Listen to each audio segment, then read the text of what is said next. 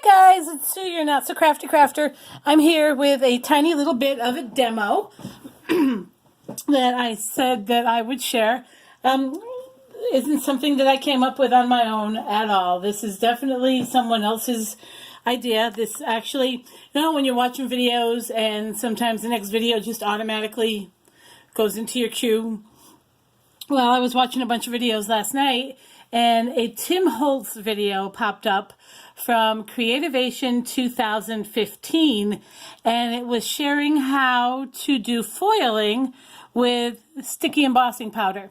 Now, I purchased this sticky embossing powder last year thinking I could use it with some of the Tim Holtz Distress Glitters, and for the life of me I could not get it to work. So this has been sitting in my box with my embossing powders for a while. And I was wondering if maybe I shouldn't just pitch it because I couldn't figure out how to use it. Now, I am all about foiling. I have several tubes of it, but I use it when I use my Gina K or my Thermoweb glue.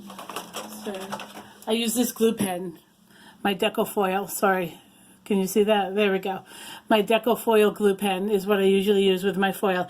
I have a laminator, but I'm not sure that this type of foil will work with that. This is the foil that I use, the Prima rub-on foil that I buy at Hobby Lobby. It's $4.99 and you get 6 sheets, and they're 6 by 12 sheets, so they're pretty decent size. And that's what I use to do my foiling. And one of my favorite ways to foil is something I saw in Gina K, actually, is where you take strips of your double-sided score tape and just lay it on your card out in a design, and then put the foil over it, and then burnish it, and it will foil your paper in a nice design. I had one laying here from something I did a while back, but I must have put it away. So, yeah, imagine that. I put something away. Anyway, I'm going to go ahead and show you how this was demonstrated on the video. It's really cool. As you can see, I did the heart. Now, this heart is from the Simon Says Stamp A Love Always set that just came in the February kit of the month. And I actually am loading a video right now on the unboxing of that kit. But anyway, what you do is you take your cardstock. Now, he didn't actually show this part of it, but using your embossing buddy, I did it when I did this one, and I'm glad that I did because this sticky embossing powder got everywhere. And basically what this is it turns into powder glue. You emboss it, it heats, it turns into liquid, and then you put your foil over it, and you can remove it. Now, as you can see, there are areas here that are not exactly perfect, but this is a very detailed stamp. So I'm not going to worry too much about it. But what I'm going to demo for you is my Love You Always sentiment that I'm going to put right here underneath this. So let's go ahead and get started. I've already embossed, or I've already prepped my paper with my embossing buddy. I am using my Versamark ink here. I am not actually going to show you my ink pad. Some people are okay with that. I am not, because mine is really grungy. And I have several of these, and I have refills, so I just keep refilling it.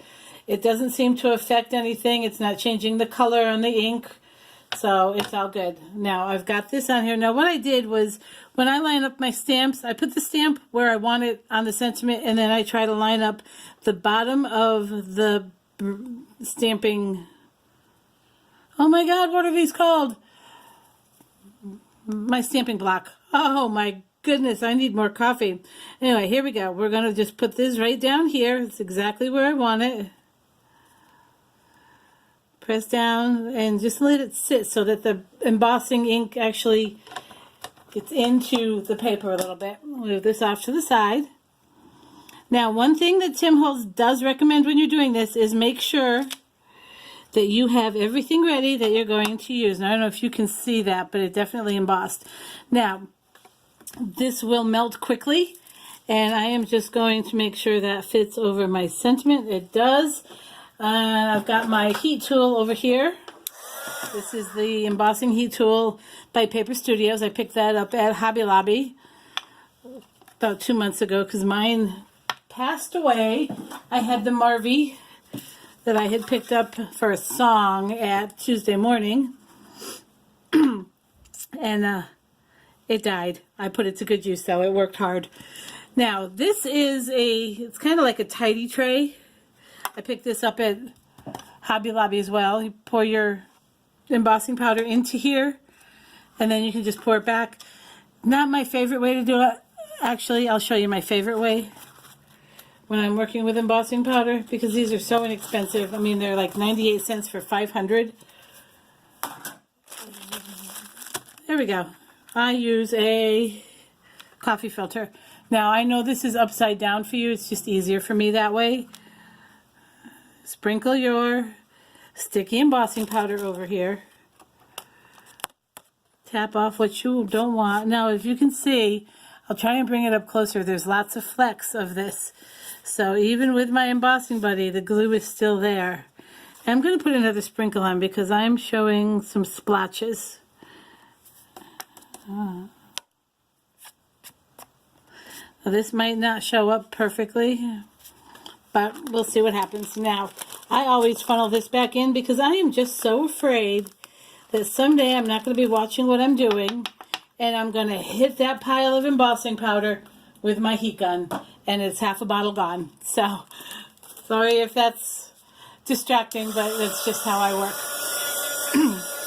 So now I've got my foil here, heating up my embossing, or my embossing heat tool. There we go. I'm going to go ahead and you'll see how quickly this melts. I mean, basically just bringing it right to it and it melts. Boom, it's done. Just quickly. Now I'm going to go ahead and I'm going to very quickly lay this over my image. Now, another tip that Mr. Holt says not to do is do not burnish it. Press it down. Because this turns into from a powder to a liquid. And what will happen is if you burnish it, you will smear what's underneath there. You will smear that glue. So I'm having a feeling this might not be the best image, but we will go with it and see what happens. And I'm hoping you can see that. Now, just press it down with your finger. And then after a second or two, you can start really pressing it in. Now, I like the idea of this because it will allow me to use my stamps in a different way. I like to emboss, so that's a neat thing. And I could use gold embossing powder,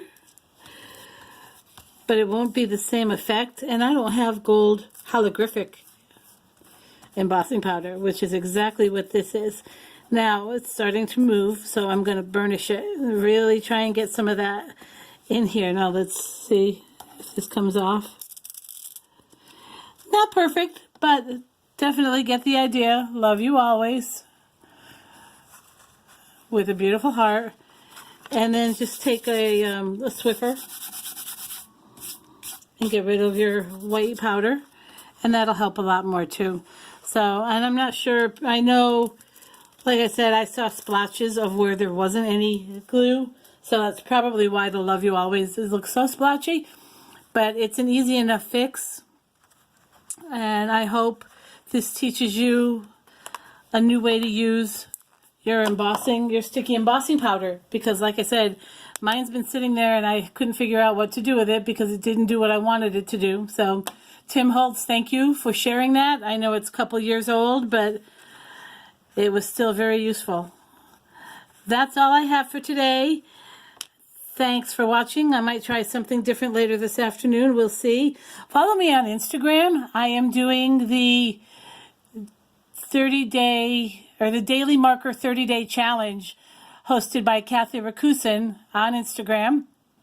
And it's to see some of the artwork. You can see hashtag the Daily 30 and follow Kathy Rack and check out some of the amazing work that's being submitted. And it's all kinds of coloring. It's marker, it's watercolor, it's pencils, it's Copic coloring, and it's amazing some of the stuff that's coming across constantly, all day long. And it's, for me, I'm using it as a way to challenge myself, to better some of my skills, and to teach myself not to compare myself to anyone else. Because there are true artists out there, and then there's me. And I'm not at that level. And so many times I walk away from something because it doesn't look the way someone else has looked. And that's not what this is about. This is about creating what's in your heart and what works for you and what makes you happy and what brings you joy. And this is it for me. I know it's not perfect, but it makes me happy. So check me out on Instagram. Follow me on Pinterest.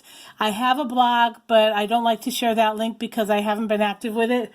Once I start getting back into that, I will let you all know. And you can follow me there too.